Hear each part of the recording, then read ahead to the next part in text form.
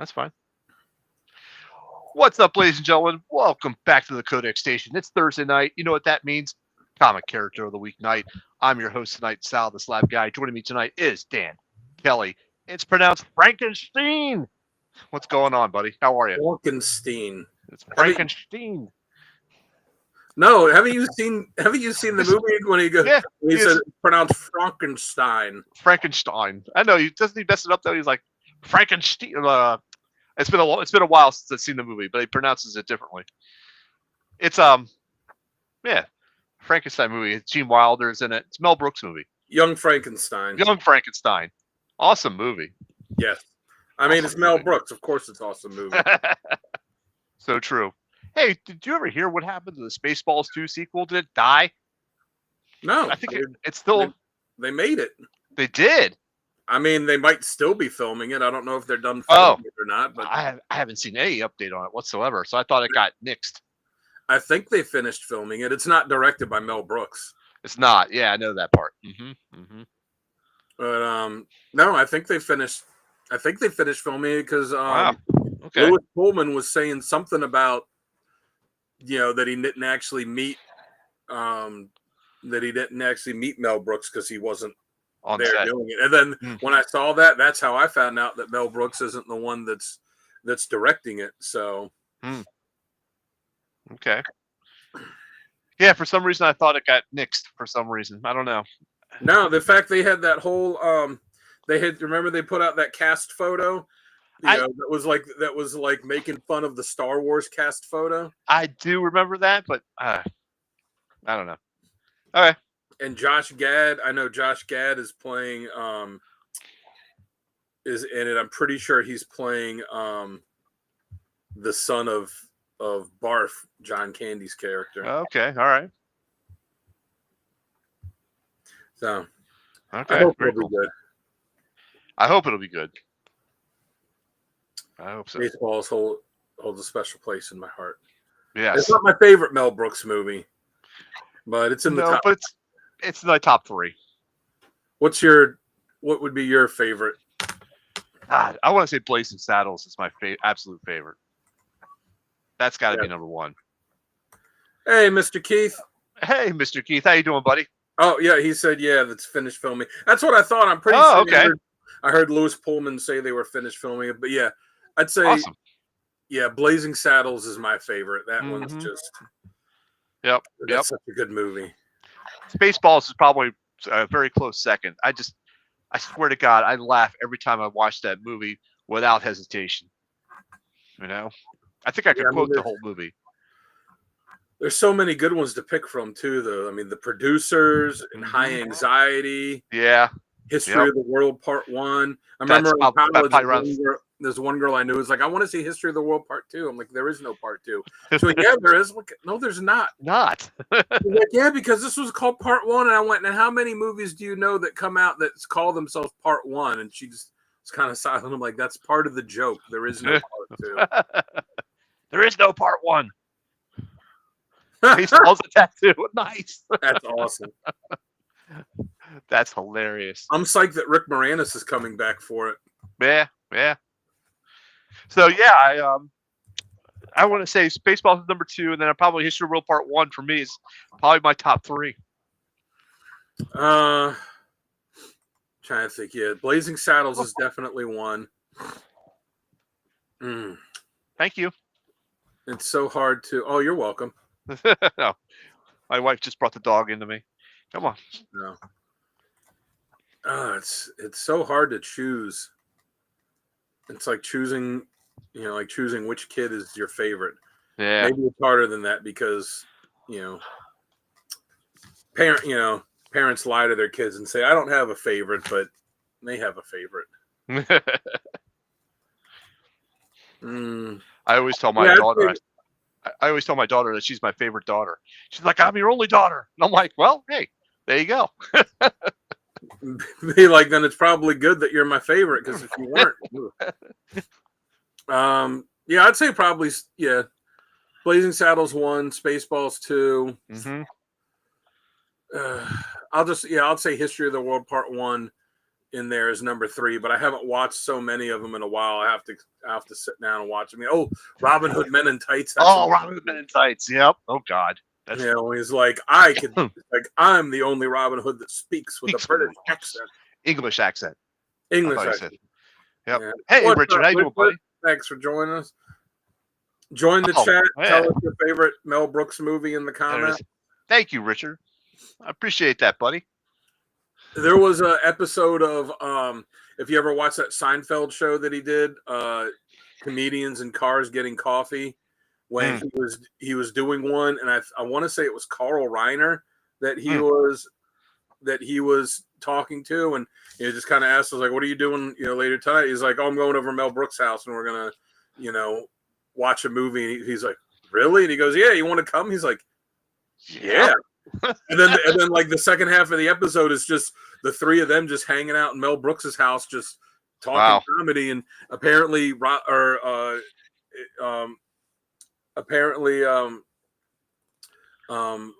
and Mel Brooks are like neighbors and just like go over to each other's houses like every night to just like bullshit watch movies and TV and hang out and like eat matzo ball soup.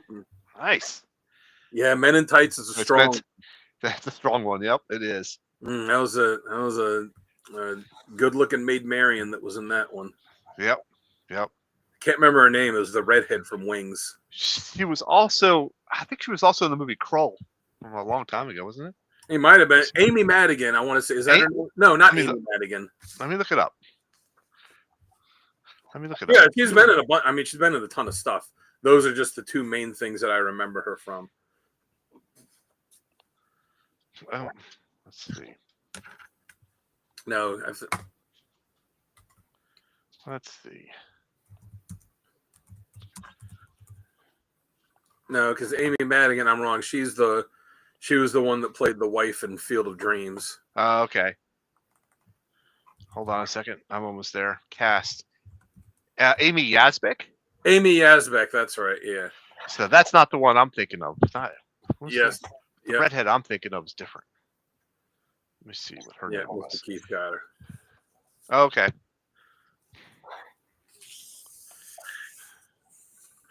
You gotta wait for Liz to get here so we can talk sports and all that. So redhead I'm thinking of is Lizette Anthony. Yeah, we gotta wait for her to get here so we can talk about all the head coaches that got fired. Oh yeah, that's true. Oh yeah, I see Mr. Keith's comment now. Good job, buddy. Amy Yazbek. Mm-hmm. Thank you, Mr. Keith. Thank you. Well, it looks like it's just going to be us tonight. The dynamic duo ourselves, huh?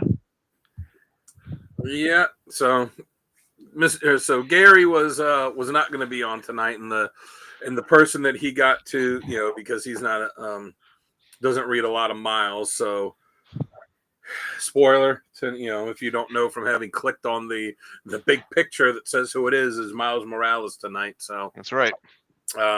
Gary's not well versed in him, so he got someone that was going to fill in for him, and then at the last minute had something come up, and we haven't heard from Jamie. So hopefully Jamie's gone dark on us. Hopefully everything's all right. I know him and his family were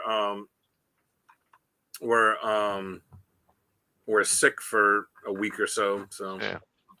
Hopefully they are feeling better. Yep. Hopefully so. All right. Well, come on, dog. Settle down. Just lay down and relax. You're okay.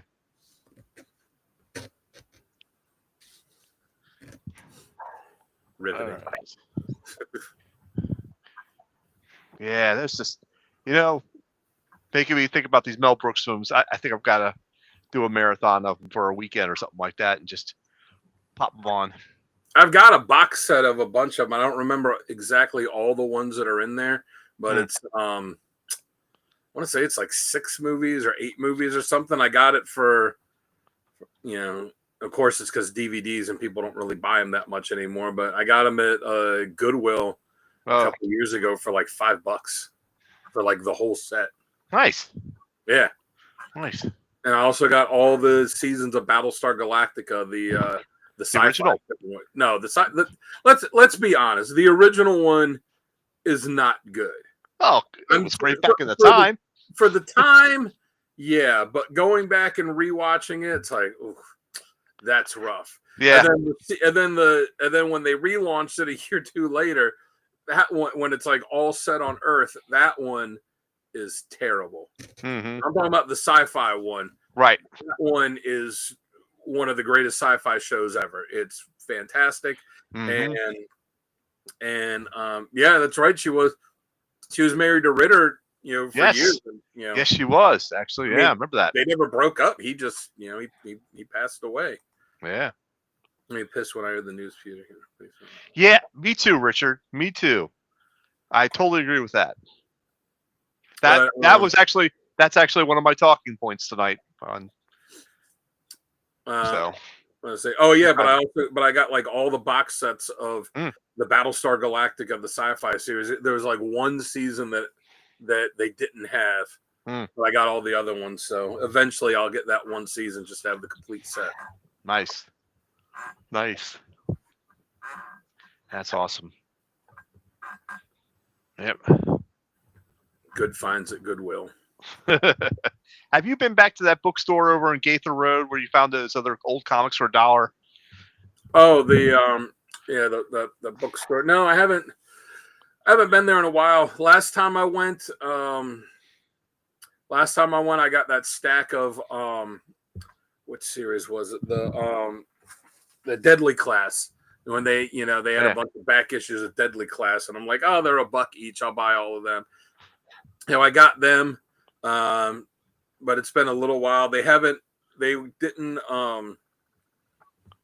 didn't seem like they had added a whole lot the last couple times I was there since, recently. So if it's, if it's you or someone else that hasn't been there, it's worth going and looking through.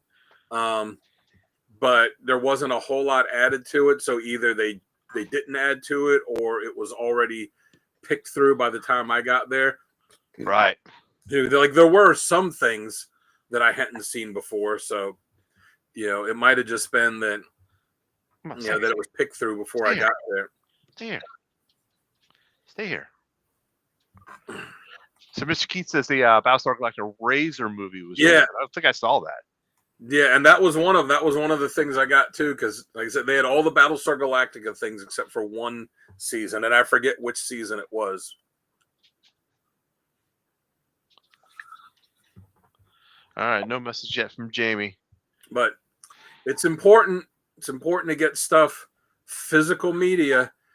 People may laugh at it. My wife is like, "Oh, nobody buys that stuff anymore." I'm like, but with the way the streaming services are, you have to own, 5, 6, or more different streaming services so you can watch what you want when you want to, and that's if it's even on there. Some stuff is not.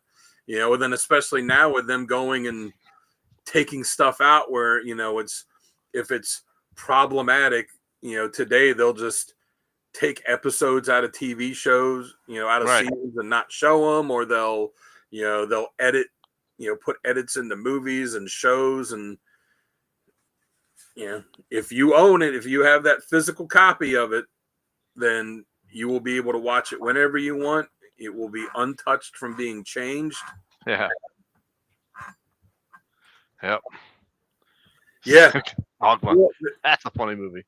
That's one that I have a copy of it on DVD too. The deluxe copy I got when it came out. And yeah, that's one because all the rights and stuff, it's been out of print on DVD for decades and it's not on any streaming, though it is getting ready to be re-released on Blu-ray, DVD, Blu-ray, whatever soon. I know Kevin Smith's been doing a what do they call it when they remaster it, or we're doing a 4K remaster or whatever. And he's talked about doing a sequel to it. Okay. All right. Very good.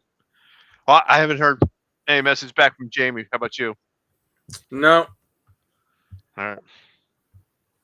All right. Well, I guess you want to just kick some tires and light some fires, and if he gets back to us and jumps on, cool. And if not, we'll just power through, just the two of us.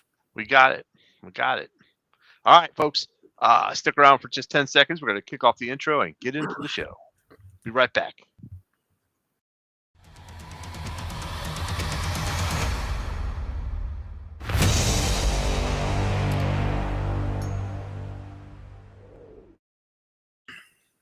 What's up, ladies and gentlemen? Welcome back. It's the Codex Station Comic Character of the Week.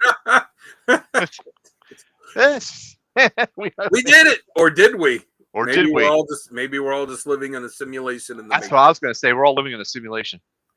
But you know, it's not a simulation. It's this show, Comic Character of the Week.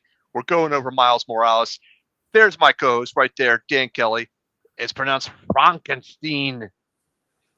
We were just talking about good Mel Brooks movies in the pre-show. You missed out on that, so be sure to put your favorite Mel Brooks film in the chat. We'll pop it up there because it's always a good time to talk about Mel Brooks films. Anyhow, tonight we're going to go over Miles Morales as our character of the night. And Dan, why don't you go ahead and give us the intro on this guy? Oh, real quick, funny thing about, we both said Blazing Saddles was our favorite Mel Brooks film. Yeah. Did you know that they tried to turn that into a TV show, and they shot a pilot episode, and it did not get picked up? I did not know that. And Louis Gossett Jr. was the one that played the character in the sheriff in the TV version. Wow. Okay. And Blazing Saddles is also the first movie ever to have someone fart in a movie. That I did know. Always about the fart jokes. I know that. Yeah. All right. Anyway, so Miles' first appearance was in Ultimate Fallout issue 4 from August 2011, created by writer Brian Michael Bendis and artist Sarah Pichelli. That's right. I'm spelling that right. You are. The Italian stamp of approval. A-okay. All right. So Miles came originally from the Ultimate Universe. I forget what the number designation for that is. But he came from the Ultimate Universe. There was a scientist named Conrad Marcus who was using some of Peter Parker's blood that he found to recreate the formula that gave him his powers. He was working there under the auspices of Norman Osborn. Miles' uncle Aaron Davis, who was the Prowler, broke into the lab and stole the formula. And during the theft, one of the spiders that they had been experimenting on crawled into his bag. A couple days later, Miles visited him in his apartment, and the spider came out of the bag and bit Miles and gave him his Spider-Man powers. Then he originally did not want anything to do with the powers, didn't like having them, wanted to be normal. But then after he watched Peter fighting the Green Goblin and the Sinister Six and getting killed by the Green Goblin, he felt guilty because he felt like he could have saved him if he had joined in to help instead of trying to ignore his powers. And talking with Gwen Stacy at the funeral, because it was attended by everyone, and asking her outside why Peter did what he did, the answer she gave him inspired Miles to become the new Spider-Man. As far as powers, he has most of the same ones that Peter does: the superhuman strength, the speed, the agility, reflexes, durability, ability to cling to surfaces, the spider sense. He has wrist-mounted web shooters, just like Peter, where he has to make the web formula. But in addition to that, he also has camouflage ability where he can turn invisible. And he has the bioelectric manipulation, which is a fancy way of saying he shoots electricity at people. Yep. And by the way, that universe was 1610. 1610. I was thinking that's what it was, but I was like, no, it can't be that. It's too close to 616. But yeah, I should have gone with my nerd gut and said 1610. Anyways, that is Miles' origin. Awesome. So let's go ahead and jump into scenarios of how this character works best. I will kick this one off. Um, he works best, and at least in the early stage, because he mimics Spider-Man's personality or his reasoning, his responsibility. He's everything that Spider-Man was. He's got the responsibility. He feels the guilt. He has the empathy. And I really like that about him. And I also like the what we call it, the bioelectrical manipulation. The Yeah, electric he calls them venom strikes. Those are the venom strikes. That's kind of why I like it as well. Um, the camouflage ability was, I think, a good touch as well. So everything that Spider-Man was, or that we grew up liking about Spider-Man, he also personified that in his own way. And I like that because you don't take a Spider-Man character and just diss everything about the Spider-Man mythos. But so I think they pulled everything good about the Spider-Man mythos and had that inserted into him, and that's what I like best about him. He's a great leader. In some of the other books I read, he has a great leadership abilities. He's able to mentor without be condescending. He he's refused to be with the Avengers at sometimes because he doesn't want to fight the flashy wars. He wants to help the little guy. He wants to stay and protect the neighborhood type situation. So he's always about family and about protecting the neighborhood, which is more of the stuff that Spider-Man also, I think, it personifies as well. So that's what's up, Liz? hey Oh, Liz. it's sports talk now. Oh no, that's not. That's Oh no, Pam. that's Pam. I'm sorry, Pam. If Liz is on, it's going to talk about Catwoman. So let's Yeah. change to the Catwoman. All right. Well, it'll be Black Cat. Yeah, it'll be Black Cat. Okay. All right, Dan. How about you? What do you like best about him? I'll be honest. I'm not really a fan of Miles. I haven't really been. I got the first appearance because I was buying all the Ultimate books, and Ultimate Fallout just because of Spider-Man. I gave him a chance. I bought the first few issues of the book when he That book just lost value. yeah. I got the first few issues of it when when he became the new Spider-Man, but Mm-hmm. it didn't hold my attention enough to read it past the first few issues. So you don't like the new powers. I can understand that, Richard, because what you said earlier in the pre-show that you didn't like him because of how he was replacing Peter Parker and having Peter Parker die. I that definitely put a strain on me reading him.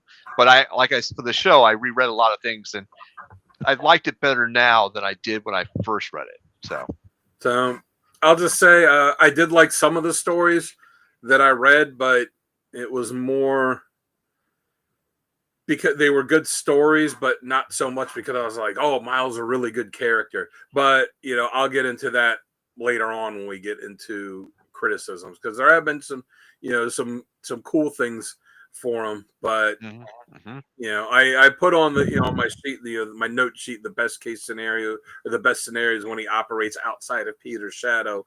But I don't think he ever really does. Well, yeah. I mean, I could see that. He works well with Peter later in a different story that I'm going to cover later. New powers are a bit much, given reasons for new tricks. It kind of seemed like that they were just like, all right, we got to do something to he's a little bit different. So he's not exactly the same. I don't remember. From what I read, there was never anything that explained why he had those powers. Because I don't know. I don't really know spiders that shoot electricity. That'd be terrifying as shit. Like probably in Australia. A spider that turns invisible and then sneaks up on you and shoots you with electricity. It'd scare the shit out of me. They're probably in Australia. Those type of spiders. Yeah, we'll have to ask Chris Hemsworth about it. Yeah, we will. Next time we talk to him. Yeah. All right. Then do you have some badass moments then you want to kick off with? Yeah, I do. Speaking of, Richard said the Secret Wars. Speaking of Secret Wars, I'll say Secret Wars issue 6/9 because the actual thing happened in 6. Excuse me. But the payoff of it came in issue 9 in the final issue of it. So, the Molecule Man, Doom was using the Molecule Man to like hold all of these bits and pieces from all these different worlds together. And Peter and Miles were the ones that were going in, and they didn't know the Molecule Man was, in the spot where they were going in. They just knew like whatever is, holding everything together is in here, and they were going to try and take it apart. And they go in there and like, oh, it's the Molecule Man. They're talking to him, and he says like, "Are you hungry?" He's like, "Do you have anything to eat?" "I'm so hungry. I've been in here so long." Peter's like, "No, I'm sorry, and like I would have brought something if I would have known." You got us on TV. Nice. Famous now. Yeah. How big is the TV though? Gotta know. Yeah, it could be. It could be like one of those wristwatch TVs. And then Miles goes, "Oh yeah, I have a hamburger here," and like pulls a hamburger out of his pocket. Which dude's like, "How do you have that in a pair of tights and not realize it's there?" And then Peter's questioning him like, "Where'd you get the hamburger from? How do you forget you have a hamburger?" And he's like, He's like, "So was this like a 3-month-old hamburger?" And he goes, "Well, I don't think being in suspended animation counts." He's like, "All right, so a 3-day-old, a week-old one?" He's like, "Yeah." And he's like, "Yeah, he probably shouldn't eat this." And Molecule Man devoured it. Right, Yeah. that's a badass moment on its own. But Molecule Man tells him, he's like, "Hey, thanks for," I forget exactly how he phrases it, but he goes, "Hey, thanks for that. Basically says like, I owe you one." And then in issue 9, that's when you get the payoff that when the world is restored, the Ultimate Universe was destroyed, but Molecule Man saved Miles and his family and friends and integrated them into the regular 616 universe as a thank you for giving him a hamburger.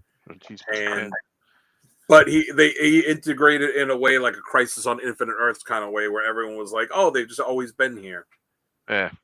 But still, that was badass that he saved himself and friends and family just from giving the Molecule Man a hamburger. Nice. Then in Ultimate Spider-Man issue 3, this really kind of before he actually becomes Spider-Man, he saves some people from a burning building. TV is the biggest plasma black and white model they ever made. Yes.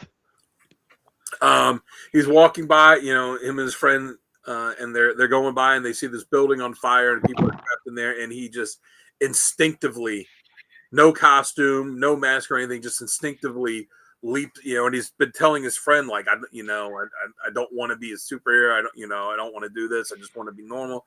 And he sees the people in trouble and he leaps in and just saves them from this fire, gets them out, saves them from the fire and helps them. And just the fact that, he's bemoaning, he was literally just bemoaning that he has these powers and just wants to be normal. But when the opportunity struck, he didn't hesitate. He just immediately went in and did it because he knew he could help, which later leads into him becoming Spider-Man, because it's that, great power, great responsibility type of thing. Right. Then the last one I have is from Ultimate Comics Spider-Man. A mouthful. Ultimate Comics Spider-Man issue 12, when he stood up to his uncle. His uncle, as I said, was the Prowler. Yep, they were very close with each other, a very close relationship, even though the uncle was kind of estranged from his dad, who was his brother. And the uncle had found out that Miles was Spider-Man and been kind of exploiting him and, kind of twisting him around. And, when you're a kid, and especially when it's a relative that you're very close with, it's easy to get sucked into that. And in issue 12, he stood up to him and was like, "No more. I'm not going to let you push me around." And then the Prowler, like, even though it's his nephew, goes off and tries to kill him. And, Miles ends up stopping him. But, it was badass that, that he had the wherewithal to stand up, to this close family member and not be, and not be used anymore. Yep. That's a powerful badass moment, if you ask me. I had it as well. Yeah. So that's my 3. All right. So I have a backup one, but I did have that setting up the Prowler as a badass moment. Issue numbers 2 and 3 from the Ultimate Comics Spider-Man. He uses his bioelectric venom, against bullies and criminals, and it's pretty badass because he's he's using it for tactical advantage, but he's not being reckless with it. Like it's just enough to give him a tactical advantage, which I thought was pretty cool. So it's kind of like he's not unleashing the full power on just anybody, like that type of thing. But he was using it sparingly and wisely, I think, for just tactical advantage. Another badass moment I got is Miles Morales, Spider-Man number 28. Yeah, 28. He rejects the easy way. He doesn't want to go and take any morally gray shortcuts or tech or anything like that. He's very much integrity over convenience, even under pressure, and that in itself I like as a badass moment because that personifies the original Spider-Man, I think, a lot too. Has Miles ever gotten the symbiote? The symbiote? He's gotten a symbiote at some Yeah, point. I'm sure. yeah. At some point they did, but not in the regular titles. I think He did. Was it? Didn't he have Carnage at some point? he did, or He fought Carnage was trying against to take. Carnage. Yeah, or Carnage was trying to take him over, or something type of thing. Um, so for my backup badass moment, like last one, this is during the issue of Champions. Not a great run. I mean, I didn't really like the run too much, but he has the mentor moments in there, which was pretty cool. Guys like Kamala Khan, um, Sam Alexander, and a few others in there. But he leads without overshadowing, and he earns their respect naturally. And to me, that's a pretty badass moment in itself because when you do that, you're not forcing yourself as the leader type situation. You earn the respect, so you lead it without overshadowing. I like that. That's pretty awesome. Like I said, the read itself not the greatest, but overall, the mentorship moment was very good with him in that one. So that's those are my three badass moments. All right, so Dan, do you want to talk about what we don't like? Do you want me to go first on this? You go first. It's fine. Go for it. I'm probably gonna be the same thing, but go for it. All right. Um, I don't like that he's. There's not. He's pretty similar to Peter. He was a. That's yeah, it's true. He was a kid that got powers. Didn't really, you know, Peter. I don't think Peter ever really didn't want them, but he used them, tried to use them for personal gain before Right. doing what was right. Miles didn't have to suffer that tragedy. But the smart nerdy kid gets spider powers, decides great power, great responsibility, Spider-Man, all that. He's got the invisibility and electric powers that Peter doesn't have, but other than that, it's the same powers, Right.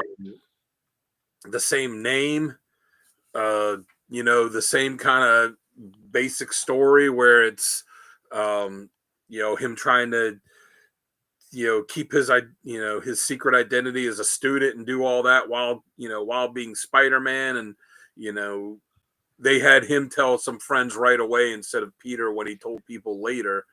They kind of jumped right into that. But yeah, it's just kind of he's too much to me. He's too much of a copy of Peter, even down to when he's fighting. Yeah, I mean Miles Miles dated Gwen from another universe. Yeah, he did. He did. Go ahead. Sorry. No, go. What were you gonna say? I was gonna say, isn't that more from the Spider Verse? When we were helping out with protecting the Spider Verse web type of thing. I think that's when they were dating or starting to date. But go ahead. That's what I was dated. Yeah, but no, very true, very true. But it wasn't. I don't think it was part of the regular titles. I think it was just in that Spider Verse. Well, yeah, because they're different universes, but right. But so different universes. Yeah, but when they're, and it's the whole thing of, when both of them, when they're Spider-Man, it's joking around and quips and all this, and the same way Peter does. They've done the same kind of storylines with him, like, oh, it's a symbiote. Oh, it's a clone saga. Oh, he's dating Gwen. Like, it's so much of just this Rehash. same type of stuff that they did with Peter. I mean, I still kind of remember the talk, and I don't know how much is true. The talk being that they created Miles because at the time Donald Glover wanted to play Spider-Man in a movie, and they were like, "Hey, yeah, let's have a Spider-Man he can play." And years later, it's too late for that, but that's why they cast him as the Prowler, and you know, in the live action Spider-Man movies, kind of as a nod to that. Right. But yeah, I think it's just Too his much of a copy. his powers, his personality, his storylines, all the Spider-Verse stuff too. Like it's all just the same as Peter. So the same kind of overwhelming guilt that Peter, tends to have with, I could help, or I could do this and that, like you said, the leadership and the heart, like it's all just Peter. Even now that they're in the Recycled. same universe, and it's like, oh, he's the Spider-Man from Queens, and I'm the Spider-Man from Brooklyn, and it's to me, it's stupid. Yeah. I think he needs to change his name from Spider-Man and get his own identity, and whatever it would be, and do that. And it's not just, and that's not just limited to him. That's excuse me, that's with a lot of these characters where they'll have, do we really need, what are we at? 1, 2, 3, 4, 5, like what, 5 or 6 flashes? Do we need, Right. do we need like 4 Robins? Do we need multiple guys going by the name Superman? Do we need multiple guys going by the name Batman? Do we need multiple, Wonder Woman, Wonder Womans that are all Wonder Woman at the same time? Right. I get the legacy thing, but if you're going to, introduce this new version of a character, do something, do something more. Yep.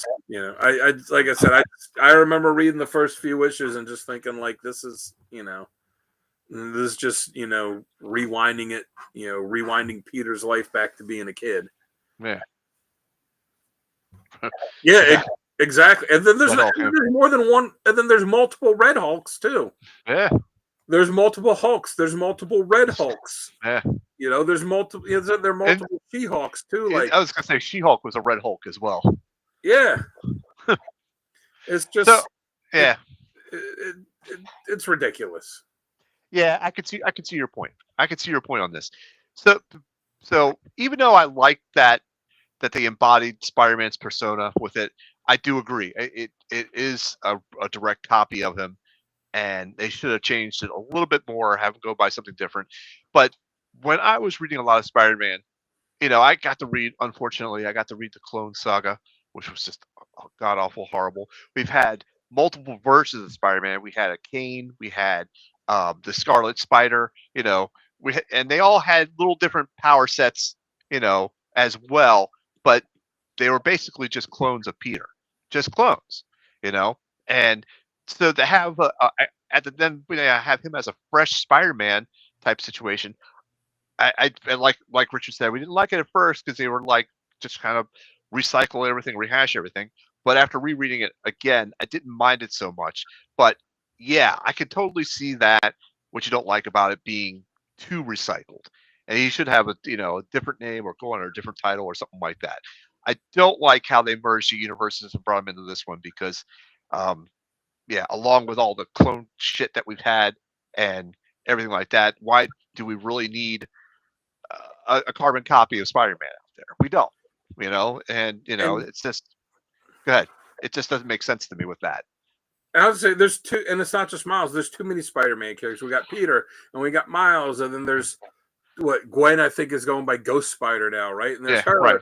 And there's Silk, and there's the Punk Spider-Man, and then there's the the Spider-Man from, I think it's just called like Spider-Man from India, and there's the Spider-Man 2099, even though that's a futuristic one, and that's still different. There's that one, and then there's Ben Reilly, who I guess is still going by Schism, right? Chasm, yeah, Chasm or Chasm, yeah, he's going by Chasm. But yeah, he's going by Chasm, but then there's him, and then there's the other, all these different ultimate, or not ultimate, all these different versions of Spider-Man, and it's fine. I get an ultimate universe thing, or alternate universe things, but then just having like the Spider-Verse and all this stuff, and it's too much, man. yeah. It's too And I much. thought the whole Spider-Verse type of crap, I didn't like that at all. I mean, not that I Yeah. didn't like it, but yes, that Wells the right. God, that'd be a killer right there. The Spider Verse thing with all the multiple different versions of Spider Man is like, okay, this is enough. This is just someone saying, oh, let's change it and have him wear a cape, or something like that. Ugh. And look, some of them look cool, like the Spider-Man from Mini. That's like a really cool design, but the Yeah. Spider-Punk one, like, all right, this is just stupid. He's like got a mohawk and like a jeans jacket and carries a guitar with him, and some of this like this is just it's Yeah, just it's a little much. ridiculous. Yeah, I agree. Like So yeah, when you have Spider Ham as one of them, and he's not the most ridiculous one, yeah, that's it's, something. yeah. I was gonna say that at that point when I first read Spider Ham, I thought he was ridiculous until all this, you know, multiverse shit happened. But yeah, so I'm gonna agree with what you said. He's too recycled of Spider-Man. It was fine, like in the beginning, but then have him adopt another persona or name or whatever. You gave him a little bit different power set, which is fine, but let's break him away from the mold and have him continue on. I think he probably would have caught on a lot better if they did that instead of recycling all the Peter stories as well. Well, I mean, to me, it's fine that he's Spider-Man when it's in the Ultimate Universe, but when they incorporate it into the regular Marvel universe, all right, at that point, don't he? He should be Spider-Man. He should be at that point, really, like he's so young, he should be Spider-Boy. Yeah, yeah, that's true. Until they did introduce a Spider-Boy. Oh, that's hard. We forgot about to mention him. That was horrible too. But at that And point, it's like, all right, we don't really need two guys named Spider-Man that are hanging out in the same city, just yeah, they're in different boroughs. Like, come on, like, let him have his own identity. Give him a right. different name. Yeah, I totally agree. And there's also a Spider Girl too. Yeah, that's right. They just introduced a Spider Girl. And Horrible. Let him have his own name. The whole. I mean, personality-wise, it's not really anything you're going to be able to do at this point, unless there's some, unless they want to put him through like some kind of drastic character change. Right. But the whole thing, like, oh, they're both Spider-Man, they're both swinging around New York, and they both have funny quips when they're fighting, whatever fighting villains and. All right. Let's move on to top covers. I think we pretty much covered that. We beat that horse until it was dead. Yeah, and then we kicked it around some more. On the flip side, it's hard to make original heroes that people don't think are just copies of the previous ones. Also true. There's a fine line, I think, Mr. Keefe, with that, because you want to capture some of that nostalgia, but you still want to break new into a new character. But if you do it too new or too different, then they maybe don't catch on. I think DC, and I've said this before, I think DC has done a much better job over the years of having legacy characters and then having them step up into other roles and introducing new versions of the characters. Like, we had Wally as Kid Flash, and then Barry dies and he becomes the Flash. And he was the Flash for 20 years. Yeah. Was it 20, 25 years, 30 years, something like that, until they brought Barry back. And at that point, like, okay, I could, you can see why, even the way they had, Flash and Green Lantern from the Golden Age to the new Silver Age versions. And, but they've been much better with the legacies, or Batman with Robin. First Robin becomes Nightwing, and then there's a second Robin, then he dies, so then there's a third Robin, and then there's Damian, excuse me, well, I'm sorry, then there's Stephanie, and then then there's still him, then there's Damian. But they've done a much better job story-wise of explaining why these characters are here in these roles, and then having them having them move on too. Right. Right. All right. So let's go ahead and jump to top covers. Dan, I'm going to show you yours first. Create new characters and stick with them. I totally agree, Mr. Keith. Totally agree. Where are you, Dan? There you are. Here's your covers. There's my covers. All right, so the one all the way on the left, Miles Morales, issue 1. I think that's cool. I like how they did the black in his costume, where there's no like body detail. It's just the stark, solid black, and then the angle where they have him with the buildings behind him and like the green and the yellow that they use, and how the black and the red and the white on the eyes of his costume really stand out from it. I think that's that's a really nice. Cool. I mean, the artwork is fine, but it's like really the colors that make this one pop. Yep, I agree. And then the white being, outside of where, the Marvel logo box where it says Miles Morales, like the white on the eyes really pop out at you too, because it's kind of a darker red that they use on his costume. Yeah. It is. It's the suit of the suit is fine, though I imagine it's kind of a pain to draw the webbing that way with the black with the red webbing on it. It looks cool, but I imagine it's kind of a pain. Then they gave him that other costume for a while, which was just terrible. The middle cover is an alternate cover for Spider-Man 1. I just like that it's all the black, red, and white. And again, the artwork on it is fine, but it's really it's again for me on this one, it's really the colors design on it that makes it really pop out. Then the one all the way on the right, Miles Morales Spider-Man #1. This one, the artwork on it's superb. The colors on it look cool, but it's really like the artwork spectacular. I like the pose where he's leaping down and has the eyes kind of squinted, looking like he's really pissed off and kind of badass. It's got the electricity around his fist kind of crackling and coming up behind him, so it almost looks like a lightning bolt coming out of the sky, but then you see that it's his hand, which also shows off he's got that different power set. Then the way that the buildings, the way that they're drawn with him coming down like he's leaping out of the page at you, it's really dynamic. So those are my top 3. Those are pretty cool. All right, let's go ahead and put my 3 up here. All right. Nice. So, yep. All right. That first one on the left. This is the C variant. The cover artist. So this was Elizabeth Torque. But I like the angle perspective on that.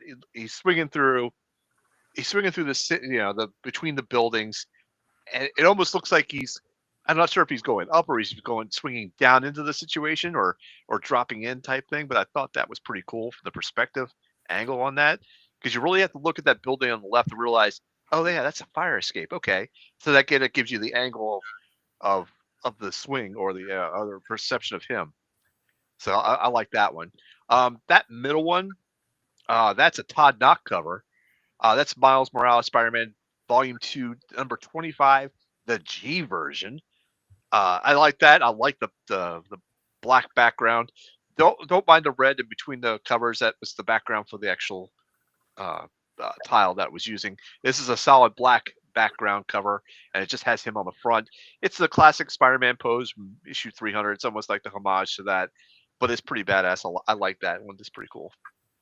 And then the last one I got there is from Spectacular Spider-Man. This is #1, but it's the P version. David Marquez did this cover art. It's got the classic both Spider-Mans coming in.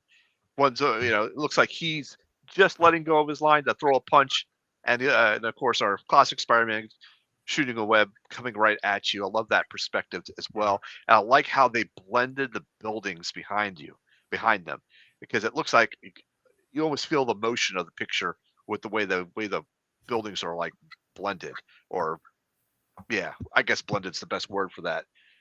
You almost feel the motion from it. So those are my top 3.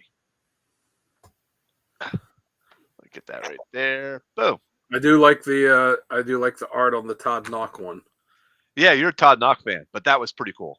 Well, And and that's one of the ones I have. One of the few Miles comics I have, which is really both of them, is Todd Knock did the art on it. yeah, It's got the costumes they have in the video game. yeah, the PS from the PS5.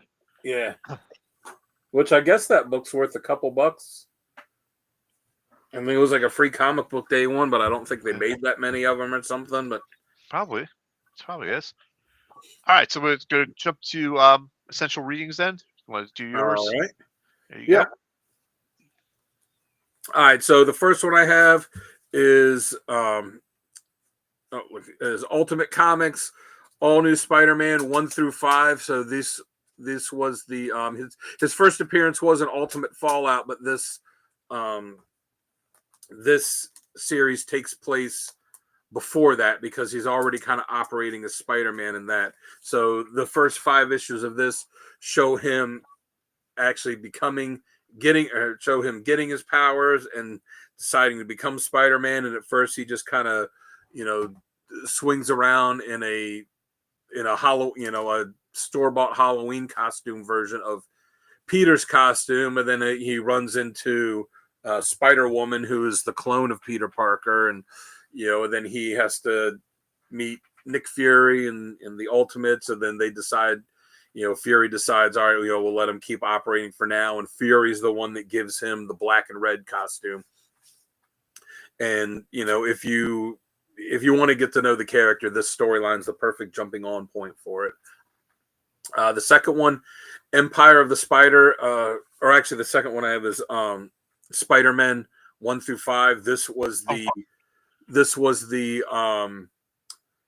first time that Peter and Miles met. So it's the Peter in the Ultimate Universe had died. So this was the Peter from the 616 universe that ended up getting sucked in through a portal into the Ultimate Universe, and you see him and Miles meet each other, and Peter realizing what happened to the version of him from that world, and kind of meeting Aunt May and Gwen Stacy of that world, and the Ultimates and Miles, and then the interaction between the two of them was pretty cool, and Peter kind of giving Miles some advice on stuff. Mm-hmm. And then the other one, Empire of the Spider, it's Miles Morales, Volume 1, issues 37 to 42. This is where Miles and then one of his clones that at first was a bad guy and then stayed as a good guy and was just, I guess, just living with him and hanging out with him. They go through this portal to this alternate world where a fight between Miles and one of his other clones during his version of the Clone Saga. In his world, he won. In this other one, he died, and then he gets transported to that world. So it was pretty interesting reading that. Alternate universe stories are always pretty fun, especially when it's like, hey, here's this dystopian, miserable other world, and now you're in it, and you have to try and find a way to make it better and get home too. So it was a pretty good sci-fi story with that. I agree. Sorry, did I mess up your order on that? I thought that was the way you had them listed to me. I don't know. It might have been. I mean, I'll just look at. I might have typed them out of order. Doesn't really matter. They're all on there. All right. Very good. So let's go ahead and jump to my stories here. So I also had Ultimate Comic Spider-Man, but I listed 1 through 28 because that's the whole run. I really like the art. Sarah Pacelli did a great job with the art. But yeah, this is like the origin story type situation.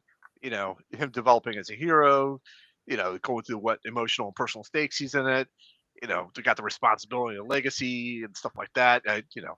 His family, stuff, everything that's like for his origin that I like that personifies Spider-Man. It's in this run as well. So yeah, definitely jumping on point. That's the one to read. Dan said 1 through 5. I said go the full 1 through 28. But 1 through 5 was probably best for the for jumping on. The next one I got Spectacular Spider-Man 1 through 7. This is the team up book, and between Spider-Man and Miles Morales.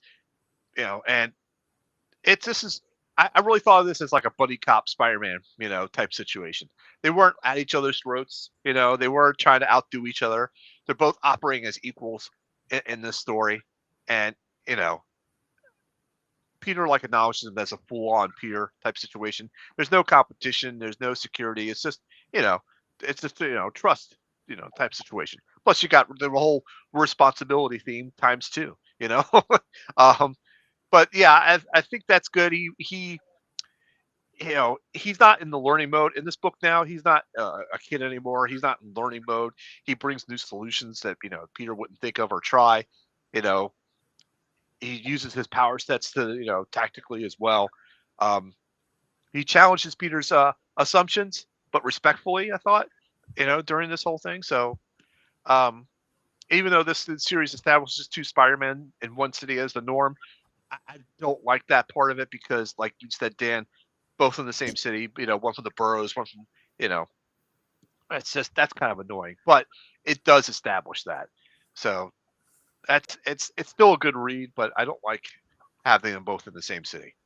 And then for my last one, I have Miles Morales, Spider-Man, 1 through 42. I did the 1 through 42 again because I believe this is the run that he stops asking himself if he deserves the mask, and he starts deciding how he's going to wear it. It follows Miles as he transitions from a promising young hero into more confident, like self-defined Spider-Man. He's focused on family, community, and stuff like that, and identity rather than being a spectacle type situation. And that's part of the badass moments I had in there where he was refusing Avengers missions because he wants to stay grounded and stay, helping community rather than trying to be the flashy hero that he thinks that sometimes the Avengers are. So this is a good run. Saladin Ahmed did the entire run, which I thought was pretty good, but it had several artists over the run. Carmen Canario did most of the key arcs for the art, and that was pretty good. So it's definitely worth checking out. You don't have to read all 1 through 42. I just listed it because that is the entire run, and I don't want you to feel like you got to miss out. So those are my three reads there. All right, Kevin.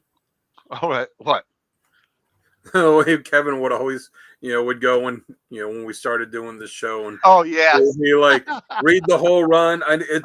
It's only 97 issues, but just read the whole thing. I know. We've done it a couple times, but you did it twice in the same one. Twice in the same episode. What can I say? But at least it wasn't 97 issues or something ridiculous. Okay. Yeah. I did pull. That's called pulling an archduke. Pulling an archduke. Yeah. He did that for Animal Man. He was like, yeah, read all volumes 1, 2, 3, 4, 5. Read every appearance of Animal Man. Yeah. But yeah, you're right. And like I said, they to me, just get Miles out of New York. You're not going to have Peter leave. New York and Peter. Yeah. He's synonymous with that. But right, Miles, he hasn't been around so long that you couldn't establish him somewhere else. Right. Let him go to another city. Let him go to Philly. Let him go to Chicago. Yeah. Let him go somewhere on the on the West Coast. Yeah. I think Philly would be kind of cool. Just let him go to Philly. Philly. And let him go there and be a Flyers fan. Oh. Let him get out of New York, and you could find some way to explain it. His I don't know how old he is in the comics now. I don't know now either, but he's past the teenage. I mean, he's still a teenager, right? I think he's like at the upper end of teenagerness now. But like he's still a teenager living with his parents. Yeah. Just have his, because his dad's a cop, just have his dad be like, hey, I'm going to go be a cop in this city or in Chicago or something. Yeah, exactly. All right. So our next segment is or best writer and artist. For me, I had two possible choices, but I'm going to go with Greg Weisman and, of course, Sarah Pichelli. Greg Weisman did the story for Spectacular Spider-Man, and I thought that was well written. But Sarah Pichelli's artwork that she did in Ultimate Comics, I thought was amazing. So I'm going to go with that. And man, did she ever get screwed by Marvel? Yeah. Well, thanks, Liz. Thanks for joining us, Liz. Yep. Good night. For me, I'm going to go with Saladin Ahmed. Also, it was my second choice. Yep. Yeah, so he wrote that, those 42 issues of Miles Morales Spider-Man that Sal says you need to read every issue of. Every single issue. Memorize it. It'll be a test later. But, I read, I did not read all 42 issues. I read, a few storylines from it. One of them was in my recommended reading, and there were a couple other ones, that I read. So I put him in there. And then for artist, I put one of the artists that he had on that book, Javier Garron. I don't know if I'm saying it right.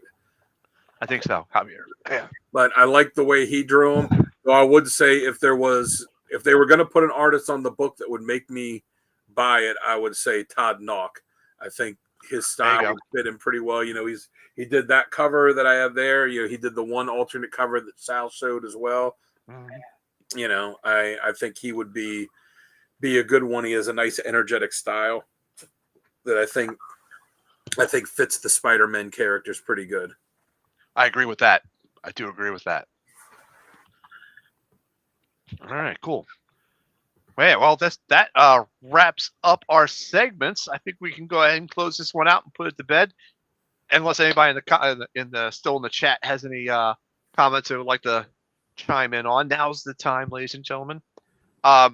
Next week for Comic Character of the Week, we are covering your pick, right, Dan? Wally West, The Flash. There's going to be some good stories from that, definitely. Yep. Let's hope we can get Jamie in on this one for next week as well. I'm sure Uncle Gary will be joining us as well for that. And folks, don't forget to check us out on Saturday night for Comics Unleashed, where we show off some pulls and some back issues. I scored some great back issues this week at our sister shop. We go to the one in Gaithersburg. There's one in Frederick, and I was in that area on Wednesday, so I went over there and checked it out. And picked up about 8 back issues of different things. So stick around for that.